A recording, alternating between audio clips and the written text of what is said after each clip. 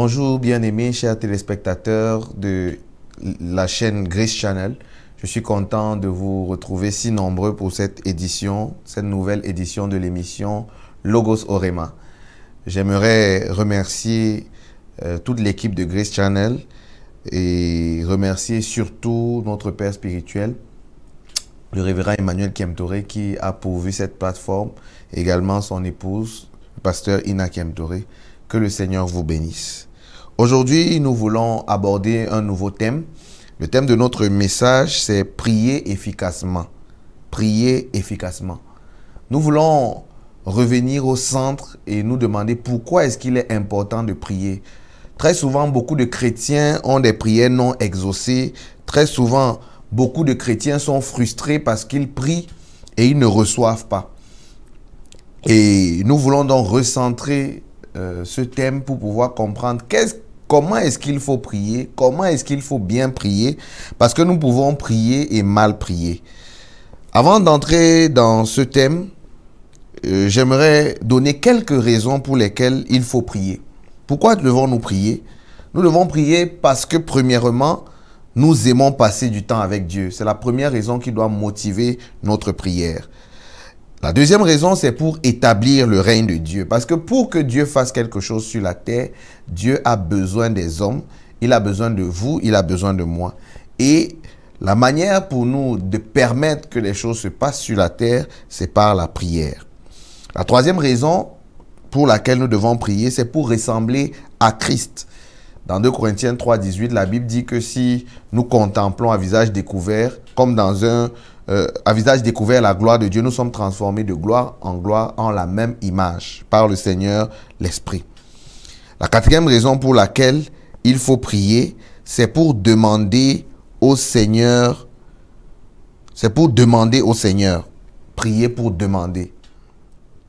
Alors j'aimerais, avant d'entrer pleinement dans le message, vous lire une citation de John Wesley, qui est un révivaliste qui a bouleversé la terre. La Bible dit, il semble, pas la Bible, mais John Wesley, autant pour moi, il dit, il semble que Dieu soit limité par notre vie de prière, qu'il ne peut rien faire pour l'humanité à moins que quelqu'un ne le lui demande. Je répète, il semble que Dieu soit limité par notre vie de prière, qu'il ne peut rien faire pour l'humanité à moins que quelqu'un ne le lui demande. Bien-aimés, vous avez très bien compris, pour que Dieu puisse agir pleinement sur cette terre, pour que Dieu puisse agir pleinement au milieu des hommes, il faut qu'il y ait des hommes de prière. S'il y a des hommes de prière, il y a un Dieu pour exaucer. Très souvent, nous sommes frustrés parce que nous ne prions pas. Et quand bien même nous prenons du temps pour prier, nous prions mal. C'est pourquoi nous ne sommes pas exaucés. C'est pourquoi, pour commencer ce thème, pour entamer ce thème, j'aimerais parcourir avec vous quelques principes qui régissent la prière.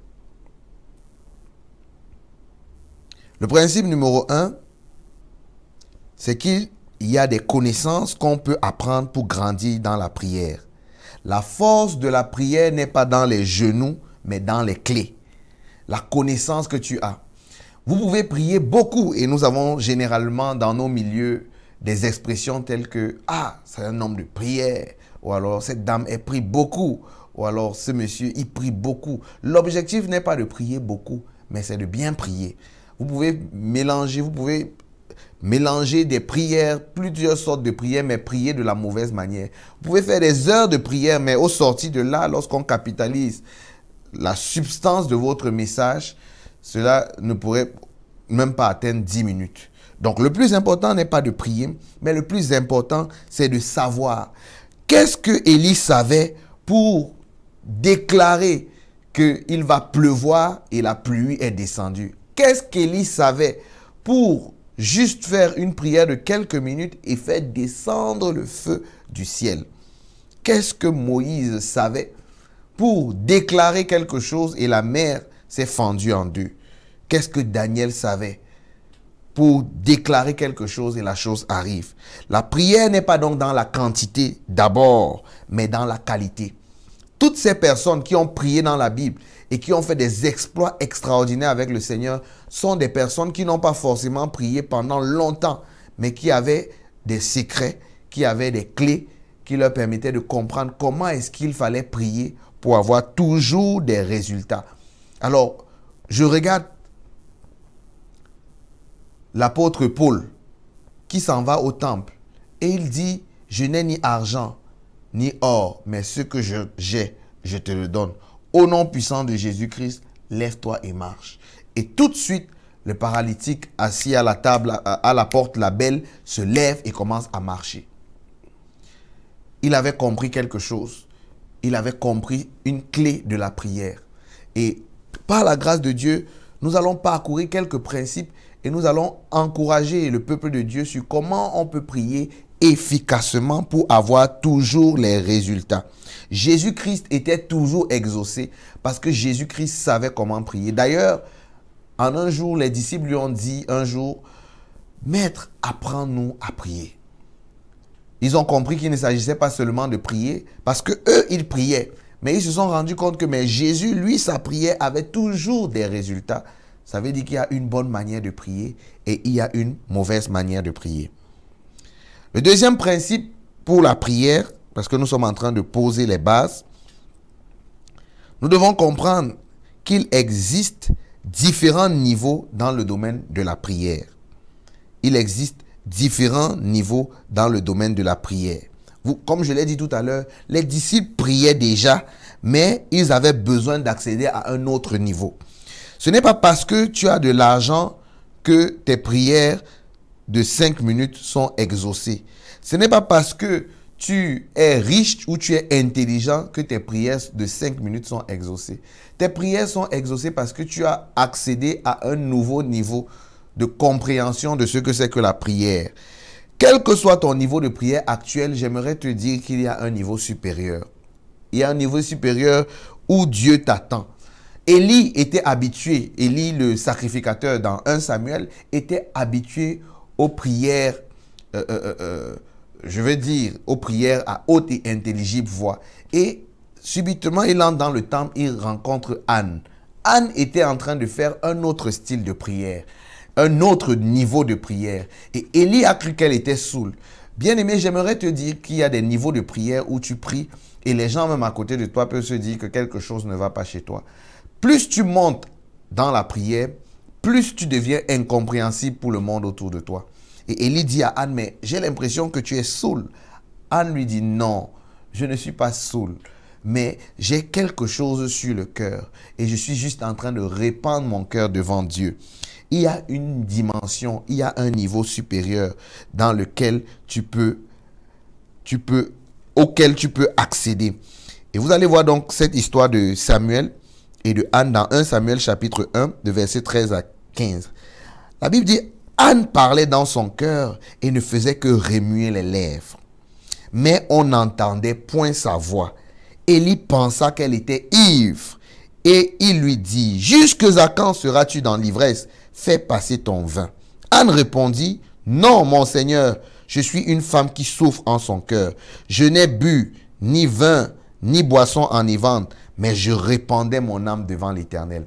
Anne avait accédé à une dimension supérieure où elle répandait son cœur devant le Seigneur. Donc, le deuxième principe, c'est qu'il existe différents niveaux dans le domaine de la prière. Vous ne devez jamais être rassasié, vous ne devez jamais être satisfait du niveau dans lequel vous vous trouvez. Vous devez soupirer toujours après plus.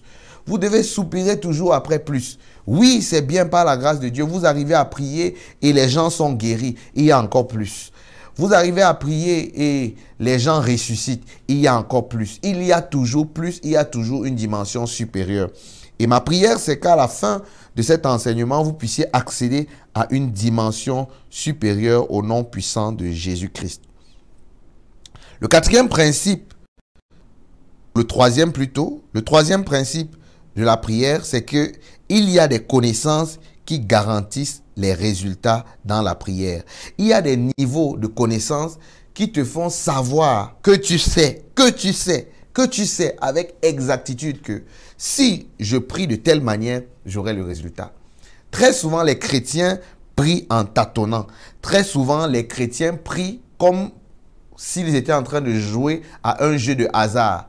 Ah, je vais essayer, je commence par supplier. Seigneur, s'il te plaît, donne-moi telle chose. Et puis quand je me rends compte que la supplication ne marche pas, je dis non, ça doit être un esprit. Je te commande, esprit méchant, sors de ce lieu. Et lorsqu'on se rend compte qu'après avoir fait cette prière, ça ne marche pas, on dit bon, maintenant je vais faire la prière de proclamation. Vous vous rendez donc compte que nous n'avons pas de compréhension, de bonnes compréhensions, c'est pourquoi nous tâtonnons. Et lorsque nous tâtonnons, nous ne pouvons pas être efficaces. Il y a des connaissances qui garantissent les résultats dans la prière. Et comme je le disais tout à l'heure, dans Acte 3, verset 6, c'est plutôt Pierre, j'ai dit Paul tout à l'heure, Pierre, la Bible dit, alors Pierre lui dit, je n'ai ni argent ni or, mais ce que j'ai, je te le donne. Au nom de Jésus-Christ de Nazareth, lève-toi et marche. Et le prenant par la main droite, il le fit lever. Au même instant, ses pieds et ses chevilles devinrent fermes. L'apôtre Pierre avait une connaissance. Il n'a pas tâtonné. Il n'a pas dit, bon, nous on va prier, mais c'est Dieu qui exauce. De toutes les manières, j'ai fait pour moi, j'ai prié. Non, il savait au fond de lui que cette prière-là qu'il faisait devait avoir un exaucement. C'est pourquoi il a tendu la main au paralytique et il lui a demandé de se lever. Lorsque vous êtes nouveau converti, bien-aimé, Dieu vous utilise simplement. Dieu vous utilise parce que vous ne comprenez pas certains principes. Mais quand vous commencez à grandir, vous devez comprendre comment fonctionnent les choses que Dieu vous a données. Vous devez comprendre comment fonctionnent les choses que Dieu vous a données. Vous devez savoir comment prier. Lorsque je suis devant un cas X ou un cas Y, comment est-ce que je dois prier? Bien-aimés, les magiciens et les sorciers savent exactement comment ils doivent faire pour troubler quelqu'un. Les magiciens et les sorciers dans le monde savent exactement comment, quel genre d'incantation il faut faire, quel genre de médicaments il faut utiliser pour troubler quelqu'un, pour détruire une vie. Ils savent exactement comment est-ce qu'on peut faire pour basser un homme. Ils savent exactement comment il faut faire pour causer un accident. Ils savent exactement. Et le problème des chrétiens, c'est que nous ne savons pas exactement comment nous devons faire. Comment faire lorsque nous sommes devant une oppression? Que faire lorsque nous sommes devant un cas de possession? Que faire lorsque nous traversons par le manque? Quel genre de prière devons-nous faire lorsque nous sommes éprouvés dans notre corps? Quel genre de prière? Par la grâce de Dieu, nous allons parcourir durant tout ce message les différentes catégories de prière. Alors, le quatrième principe, c'est qu'il y a une bonne manière et il y a une mauvaise manière de prier. Beaucoup ne prient plus pour avoir les résultats, mais pour le plaisir de dire qu'ils ont prié. Alors aujourd'hui, nous voyons de plus en plus des chrétiens qui sont plus comme dans une compétition. J'ai prié pendant 5 heures, toute la veillée. Mais quels sont les résultats que tu as pendant que tu pries pendant 5 heures? Depuis que tu pries pendant 5 heures, combien de personnes sont guéries? Depuis que tu pries pendant 10 heures, combien de personnes ont reçu leur délivrance? Depuis que tu pries pendant 40 heures ou 40 jours, sans manger, sans boire, quel est l'impact de ta prière dans la nation? L'apôtre Pierre a prié pendant 2 minutes et le paralytique s'est levé. Donc, il y a une bonne manière de prier et il y a une mauvaise manière de prier. J'aimerais rapidement parcourir, c'est vrai, nous allons y revenir, nous allons parler des différents types de prières, mais j'aimerais qu'on lise d'abord dans Éphésiens 6, verset 18a, qui nous parle un peu des types de prières. La Bible dit, « Faites en tout temps par l'Esprit toutes sortes de prières et de supplications. » Éphésiens chapitre 6, verset 18a. La traduction qui frappe vraiment une note dans mon esprit, c'est celle de la Bible Good Speed. Good Speed, c'est une version de traduction de la Bible de Éphésiens chapitre 6, 18a. Cette version dit « Utilisez chaque type de prière et de supplication et à chaque occasion, priez dans l'esprit. » Écoutez très bien, je répète. Utilisez chaque type de prière et de supplication et à chaque occasion, priez dans l'esprit. Vous comprenez donc que le véritable problème que nous avons, c'est que nous n'avons pas la révélation sur les différents types de prières. Or, la Bible nous encourage à faire toutes sortes de prières. Devant une situation qui a besoin de la foi, il y a ce qu'on appelle la prière de foi. Devant une situation qui a besoin de consécration, il y a ce qu'on appelle la prière de consécration. D'ailleurs, j'y reviendrai. Le monde et l'Église commettent une grande erreur très souvent de ne pas différencier les types de prières. Vous allez voir un chrétien devant une situation où il faut prendre autorité, il est en train de pleurer. Et pendant qu'il est en train de pleurer, il espère pouvoir faire pitié peut-être à Dieu ou au monde des ténèbres. Mais le monde spirituel est un monde de principes. Soit vous savez et vous avez la victoire, soit vous ne savez pas et on va vous maltraiter. Chaque sport a des règles. Chaque type de prière en a également. Lorsque vous jouez au golf, vous jouez au foot, vous jouez au tennis, vous jouez au handball, les règles ne sont pas les mêmes. D'un sport à un autre, il y a des règles différentes. Par exemple, dans le football, lorsque vous êtes joueur dans le stade, à part le gardien bien évidemment, vous n'avez pas le droit de toucher le ballon avec votre main. Lorsque vous touchez le ballon avec votre main, vous commettez une faute. En revanche, dans le basketball, il est plutôt interdit de toucher le ballon avec votre pied.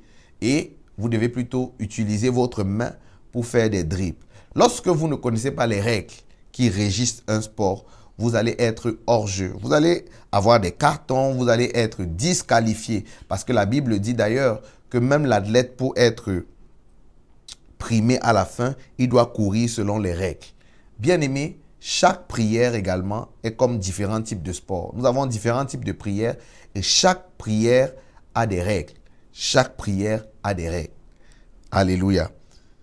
Ne serait-il pas donc déroutant de voir un match de basketball et les gens sont en train de jouer avec le pied, ou alors un match de football où les gens ont tous décidé de jouer avec les mains? Vous voyez, les gens ont tendance à dire le plus important, c'est le cœur. Le plus important, c'est que je sois sincère. Vous pouvez sincèrement être dans l'erreur. Vous pouvez sincèrement être à côté de la plaque. La sincérité, ce n'est pas la seule chose dont on a besoin. Il faut que nous connaissions. La Bible dit, vous connaîtrez la vérité et la vérité vous affranchira. Donc, par exemple, dans on va dire, une connaissance générale, les chrétiens ont tendance à dire, lorsqu'ils prient, « Ah Seigneur, si telle est ta volonté, fais-moi grâce.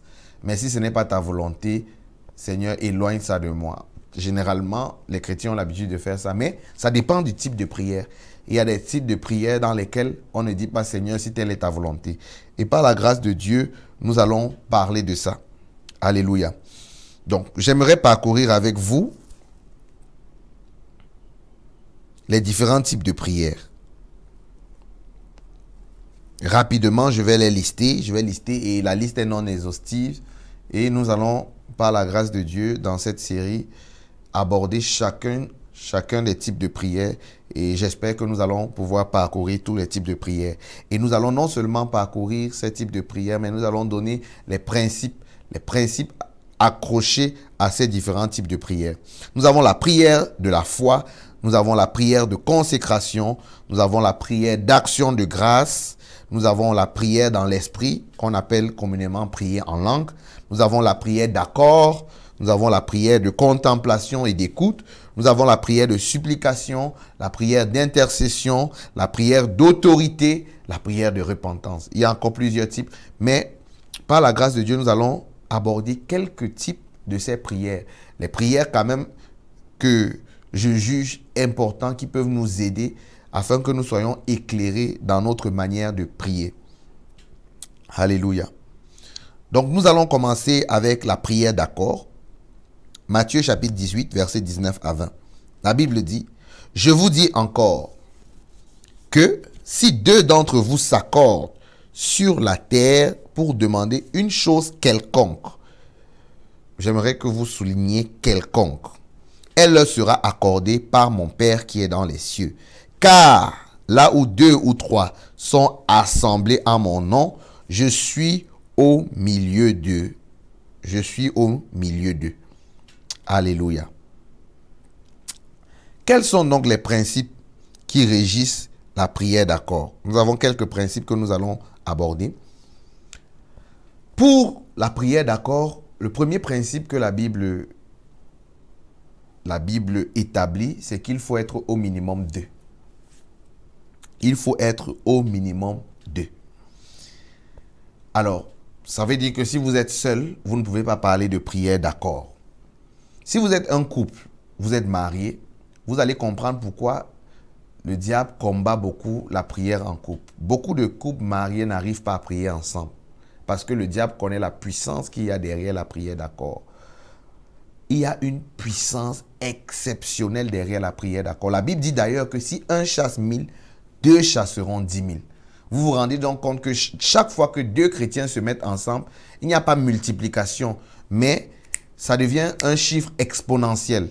Normalement, si un chasse 1000, deux devraient chasser 2000. Mais la Bible dit si un chasse 1000, deux chassent 10 000. Ça veut dire que les 1000 sont décuplés fois 10, sont multipliés par 10, alors qu'il n'y a qu'une seule personne qui s'est ajoutée. Vous devez comprendre que dans la mathématique spirituelle, lorsque deux personnes se mettent ensemble, ce n'est pas l'addition de leurs efforts. Mais en plus de l'addition de leurs apports à eux deux, il y a une multiplication en abondance qui se passe en arrière-plan. Donc, pour qu'il y ait prière d'accord, il faut que vous soyez deux. Je veux demander à quelqu'un ici, est-ce que vous avez un partenaire de prière? Il y a des dimensions de prière, il y a des niveaux de prière où vous avez besoin de quelqu'un avec qui vous devez tenir la main pour prier. C'est pourquoi d'ailleurs, c'est l'un des principes que Jésus utilisait lorsqu'il envoyait ses disciples 2 à 2. Il les envoyait 2 à 2. Pas parce qu'une personne n'était pas capable de le faire, mais parce qu'il y a une puissance supplémentaire lorsque nous sommes à 2. Bien-aimés, lorsqu'on parle de prière d'accord, il faut être au moins 2. 2 en montant. On peut être 2, on peut être 3, on peut être 4, on peut être 5, 50, etc. Le deuxième principe pour la prière d'accord, c'est qu'il faut être en accord. Il faut être en accord. Bien-aimés, si vous n'êtes pas en accord, vous ne pouvez pas faire la prière d'accord. Par exemple, vous êtes un couple, vous êtes marié, et puis vous venez d'avoir les palabres, vous venez d'avoir les disputes, vous venez d'avoir une mésentente, et bon, peut-être c'est à 18h45 que vous avez eu la mésentente, et à 19h, vous devez prier. En ce moment, vous n'êtes pas en accord, vous n'êtes pas unis. Rappelez-vous que l'unité est un principe dans la Bible. Lorsque les hommes étaient en train de, ont eu pour but ou alors pour objectif de construire la tour de Babel, la Bible dit qu'ils étaient unis. Ils parlaient un seul langage.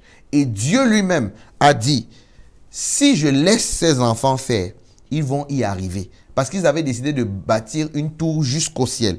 Ils étaient capables parce qu'ils étaient en accord. Ils parlaient le même langage. C'est pourquoi, lorsque vous voulez faire la prière d'accord, vous devez vous rassurer que vous êtes d'abord en accord. Acte 1, verset 14, la Bible nous dit, « Tous d'un commun accord persévéraient dans la prière avec les femmes et Marie, mère de Jésus, et avec les frères de Jésus. » Acte 2, verset 42, la Bible dit, ils persévéraient dans l'enseignement des apôtres, dans la communion fraternelle, dans la fraction du pain et dans les prières. Pourquoi est-ce que l'église primitive était si puissante? Pourquoi il se faisait autant de miracles au milieu de l'église primitive? C'est à cause de la puissance de la prière d'accord. Ils persévéraient ensemble. Ils avaient les mêmes objectifs. Ils avaient l'entente. Aujourd'hui, malheureusement, les chrétiens sont dans la suspicion. On est dans la suspicion, on est dans la peur, on est dans l'éloignement. On veut se mettre seul à part parce qu'on a peur des autres. On n'arrive plus à prier avec les autres parce que tout le monde suspecte son frère ou sa sœur. Nous avons besoin de revenir sur le fondement de la prière d'accord. Nous avons besoin de revenir sur le fondement de la prière d'accord. Alléluia.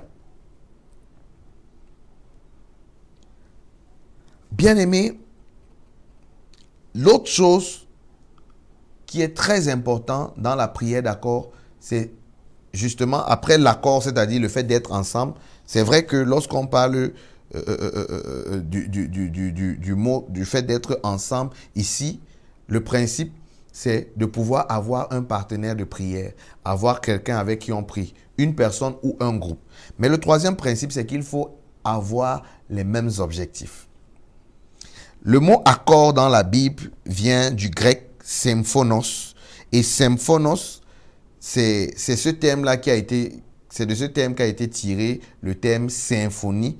Et ça veut dire harmonie. Il faut être en harmonie. Lorsque les instruments sont en train de jouer, piano, guitare, solo, guitare, basse, etc. Avant de commencer à jouer, les deux se disent, nous allons jouer en ré. Et tous se positionnent et se mettent en accord. Ils s'accordent pour jouer en ré. C'est pourquoi, finalement, lorsqu'ils commencent à jouer, on sent une harmonie. Lorsque vous voulez faire la prière d'accord, rassurez-vous que vous êtes en accord d'idées. Prenons un exemple. Vous voulez une nomination, vous êtes marié. Je prends le cas des mariés parce que les couples font beaucoup face au dilemme de l'accord ou alors au principe de l'accord. Vous êtes une femme et vous voulez prier pour votre nomination. Votre mari, par contre, trouve que le fait que vous soyez trop engagé dans le travail fragilise votre couple ou fragilise votre ménage. Lui, dans son cœur, il n'aimerait pas que vous ayez une nomination parce qu'il se dit, avec la nomination, cela ferait plus de charges. Qu'est-ce qui va se passer? Vous deux, vous allez vous asseoir et vous allez commencer à prier. Vous deux, vous n'êtes pas en accord parce que vous avez deux objectifs différents. C'est pourquoi avant de commencer à prier, accordez-vous comme deux instruments, comme le piano et la guitare. Accordez-vous. Vous êtes avec un partenaire, une partenaire de prière. Voici comment je vois la chose. Comment toi, tu vois la chose? La personne vous dit comment est-ce qu'elle voit la chose. Et vous essayez de vous harmoniser. Vous essayez d'être d'accord, d'être en accord. Et après ça, lorsque vous allez prier, vous allez avoir l'exaucement. La Bible dit, si deux d'entre vous s'accordent, si deux d'entre vous s'accordent, si deux d'entre vous s'entendent, si deux d'entre vous s'harmonisent, si deux d'entre vous décident d'être sur le même diapason, quel que soit ce qu'ils vont demander, cela leur sera accordé par mon Père qui est dans les cieux. Alléluia. Donc, le deuxième principe, le deuxième et troisième principe de la prière d'accord, c'est le fait d'être en harmonie, de partager les mêmes idées, les mêmes idéaux par rapport au sujet que vous voulez exposer au Seigneur. Si vous n'êtes pas d'accord sur la chose, accordez-vous d'abord. Comme ceux qui ont bâti la tour de Babel, qui ont commencé à bâtir la tour de Babel, ils parlaient tous le même langage. Vous savez que vous pouvez parler le français ou l'anglais, parler la même langue, mais ne pas parler le même langage. Parler le même langage, c'est au-delà de parler la même langue. Parler le même langage, c'est avoir la même manière de voir par rapport à quelque chose. Vous avez décidé d'entreprendre un projet. Qu'est-ce que vous avez décidé? Pendant que vous êtes en train de prier pour les finances, une personne voudrait ses finances pour construire une nouvelle maison. Une autre personne voudrait ses finances pour acheter une nouvelle voiture. Mais vous deux, vous êtes ensemble et vous priez pour les finances dans le couple. Vous risquez de ne pas être exaucé parce que vous n'êtes pas accordé. Qu'est-ce que vous voulez au juste? Voulez-vous une maison ou voulez-vous une voiture? Vous devez vous accorder. Et puis, maintenant, amener ce sujet devant le trône de grâce. Alléluia. J'aimerais continuer avec un deuxième type de prière, la prière de pétition. 1 Jean chapitre 5, versets 14 à 15. Nous avons auprès de lui cette assurance. Si nous demandons quelque chose conformément à sa volonté, il nous écoute. Et si nous savons qu'il nous écoute, quelle que soit notre demande, nous savons que nous possédons ce que nous lui avons demandé. La prière de pétition. La prière de pétition, ici, c'est la prière pour nos sujets. Par exemple, j'aimerais voyager, j'aimerais me marier, j'aimerais acheter une voiture, acheter une maison. J'ai pas mal de projets. J'ai des projets, par exemple, je veux je ne sais pas, avoir un nouveau boulot, j'aimerais démissionner. Quels sont donc les principes pour la prière de pétition? Le premier principe, la Bible parle de conformément à la volonté de Dieu.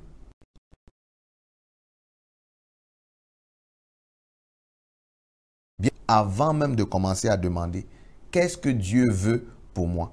Par rapport à mes études, qu'est-ce que Dieu veut pour moi? Dieu veut-il que je continue mes études ou que je les arrête? Dieu veut-il que j'aille en Europe continuer ou que je continue à Ouaga? Vous pouvez être en train de prier pendant des années et des années pour un sujet alors que Dieu n'est pas dedans. Lorsque vous voulez faire une pétition, je vous encourage à commencer par demander, Seigneur, quelle est ta volonté pour mes études? Vous allez voir que le Saint-Esprit va vous révéler, soit par une vision, un rêve, un songe, ou autre chose, ou même par sa parole, surtout par sa parole.